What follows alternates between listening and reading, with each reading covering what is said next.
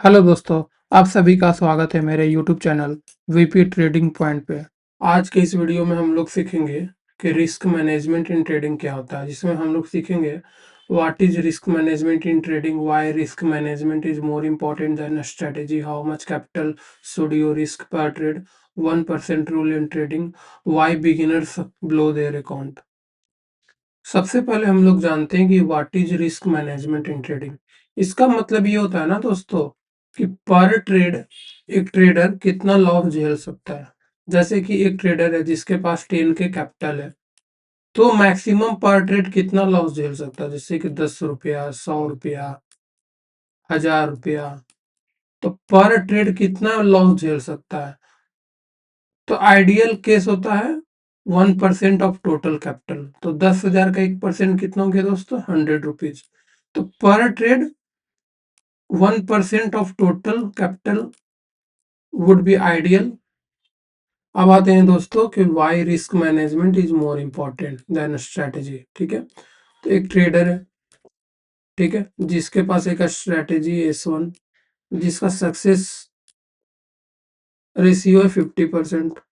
मतलब कि आधा टाइम वो सक्सेस होगा, आधा टाइम वो फेल हो जाएगा। ठीक है, और टोटल कैपिटल है ट्रेडर के पास 10,000 के। ठीक है, तो ये ट्रेडर एक ट्रेड लिया, ठीक है, मान लो T1, जिसमें रिस्क मैनेजमेंट फॉलो नहीं किया।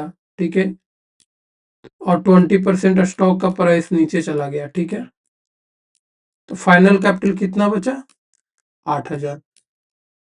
तो देख रहे हो इसमें 2,000 का लॉस हो गया। 2,000 का लॉस हो गया अगर रिस्क मैनेजमेंट फॉलो नहीं किया ट्रेडर, तो सिर्फ स्ट्रेटेजी पे भरोसा किया और रिस्क मैनेजमेंट नहीं किया, तो 2,000 का लॉस हो गया ट्रेडर को। अगर वही ट्रेड विथ रिस्क मैनेजमेंट करेगा, मान लो 1% का रिस्क लिया, जैसा कि आइडियल सिनेरियो है कि 1% ही रिस्क लेना चाहिए हमें टोटल कैपिटल का, तो अभी कितना लॉस में जाता, मान लो ट्रेडर्स 100 रुपया लॉस होता है। ठीक है, टोटल 100 रुपीज लॉस होता है। तो अभी भी कैपिटल कितने बचते हैं ट्रेडर के पास, अगर 10,000 से शुरू किया होता तो 9,900 बचते हैं। करेक्ट, 9,900 कैपिटल बचते, बट यहाँ पे देखो 8,000 बचा है। तो कितना बड़ा लॉस हो गया। इसीलिए रिस्क मैनेजमेंट बहुत ही इंपॉर्टेंट है स्ट्रेटेजी से।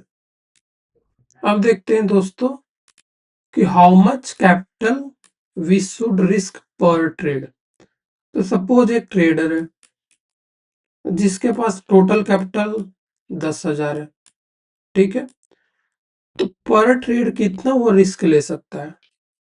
तो एक आइडियल सिनेरियो दोस्तों, 10% of total capital, 10% of total capital. ठीक है, तो टोटल कितना हो गया दोस्तों, 1,000। ठीक है, 1,000। तो इतना कैपिटल पर ट्रेड पे लगाना चाहिए दोस्तों। मतलब टोटल कैपिटल 10,000 है, तो 10,000 का 10% एक ट्रेड में लगाना चाहिए, और हमें कभी भी मल्टीपल ट्रेड्स नहीं लेना चाहिए। ये इंपॉर्टेंट है दोस्तों।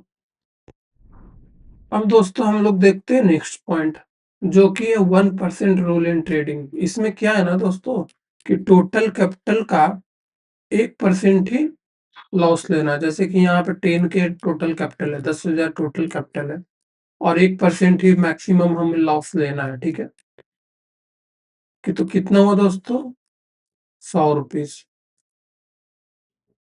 और या फिर ऐसे देखें कि पर ट्रेड हमें कितना कैपिटल यूज करना चाहिए, 10% ऑफ टोटल, कितना हो गया, 1,000। और मुझे लॉस लेना है कितना, 100 रुपीज का ही टोटल कैपिटल का। तो कितना हुआ दोस्तों, यहाँ पर 10%। तो दोनों एक ही बात है कि अगर टोटल कैपिटल का 1% लॉस मैक्सिमम लेना है, और या फिर पर ट्रेड में जितना कैपिटल यूज हुआ है पर ट्रेड में उसका 10% लॉस लेना है, तो दोनों से 100 ही होगा। राइट, तो ये बहुत ही इंपॉर्टेंट है दोस्तों। अब आते हैं नेक्स्ट पॉइंट पे, why beginner blow their account. तो दोस्तों वो कभी भी एक पार्टिकुलर स्ट्रेटेजी पे काम नहीं करते हैं, रिस्क मैनेजमेंट नहीं करते हैं, 1% रूल को नहीं फॉलो करते, वो 10% 20% लॉस ले लेते हैं, इसीलिए वो बहुत जल्दी अकाउंट अपना ब्लो कर देते हैं। तो ये एक इम्पॉर्टेंट पॉइंट है कि हमें ऊपर वाले चारों पॉइंट को अच्छे से इम्प्लीमेंट करना चाहिए, नहीं तो अकाउंट ब्लो होने से कोई नहीं रोक सकता है दोस्तों। तो आज की इस वीडियो में इतना ही, मिलते हैं नेक्स्ट वीडियो में। Please like share and subscribe my channel.